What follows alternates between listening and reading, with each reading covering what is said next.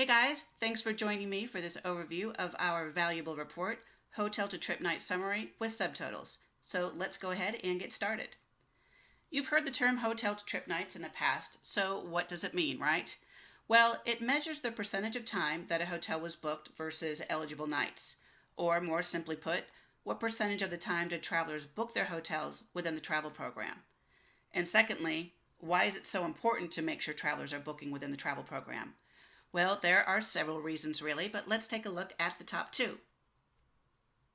From a security perspective, if a traveler books their hotel outside of the travel program, it's impossible for us, as the TMC, to know where to find them in a crisis. Having them booked through the travel program ensures that the travelers will be able to be found and communicated with during a crisis. BCD is passionate about duty of care, and this brings peace of mind to not only the traveler, but the travel manager as well. Another reason is to harness the power of numbers for your next sit-down negotiation. When travelers book within your program, it adds to the overall negotiation power you have with your vendors. Leakage causes those numbers to go down, which decreases potential for larger discounts. So, between the two of these reasons, you can see the importance of this metric and the need for it to be reported on. So, now that we know the value of booking all hotels through the travel program, let's take a look at a few different scenarios of how you would use this report. I'm going to pop on over to Decision Source and select Library. Search for our report and select. Okay, first we're going to run is an overall report on all travelers. This will give you the highest level percentage of your HTTN metric. So keep in mind that all you have to do is select dates. That's it. Don't let all of the filters overwhelm you. At the highest level, all you need is dates. So we're going to select all of May and then simply click on View Report, and that's it. And by the magic of presentations, I do have this one pulled up and ready to go, which is a perfect segue to talk about scheduling. This report can be rather data heavy, meaning depending on the amount of data, the amount of filters, and the date range you're trying to run it across, it could take a while to run. So for that reason, I recommend scheduling it and having it in your email box when you arrive at work every Friday morning or whatever date interval works for you. Let's also chat for a second about the difference of overall HTTN and effective HTTN as you're seeing here. Effective here and overall here.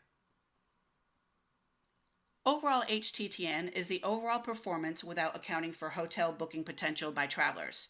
Effective HTN is normalized data, so individual travelers can't be credited more than 100% in the case of one-way or hotel-only trips. So now let's take a look at our report. We've got our grand total. Again, this is at its highest level. So what we want to do is slide over and find out what our percentages are. The effective number is 94.7, which means that 94% of the time we were hitting our mark and travelers were booking their hotels with their reservations. Okay, so next, let's say you want a breakdown of booking source. This meaning if the travelers made their reservations via an agent or the online booking tool. At times, this can provide some insight as to whether travelers are booking hotels more often when they speak with an agent or not. So let's go ahead and select our date via our calendar feature. We'll use the month of May again. And now we're going to use group level 1 filters. So I'll select this drop down and I'm going to select booking source. That's it, and I'll click on View Report.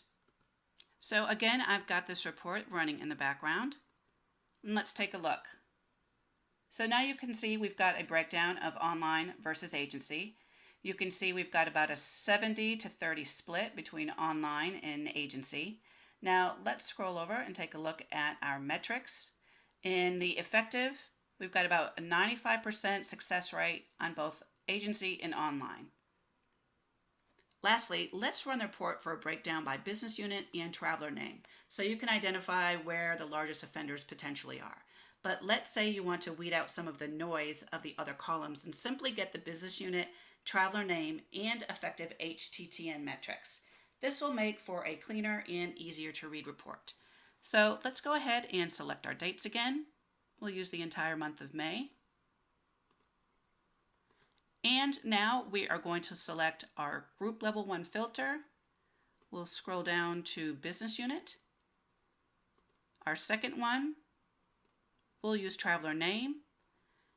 And now we're going to scroll over to fields to include. So this is pre-selected for select all.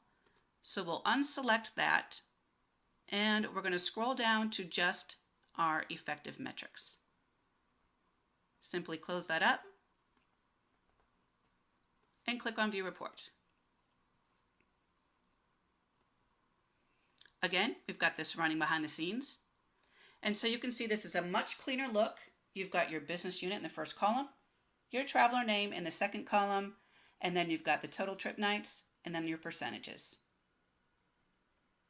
So the great news is that we have put together a quick reference guide to help you define each filter for this report in detail, as seen on these 2 slides.